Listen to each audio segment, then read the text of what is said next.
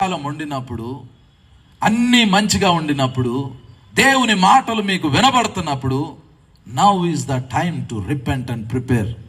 ఇప్పుడు సిద్ధపడలేదు అనుకోండి, ఊ అని ఒక బోర మోగిద్ది, అప్పుడు విడవబడతాం.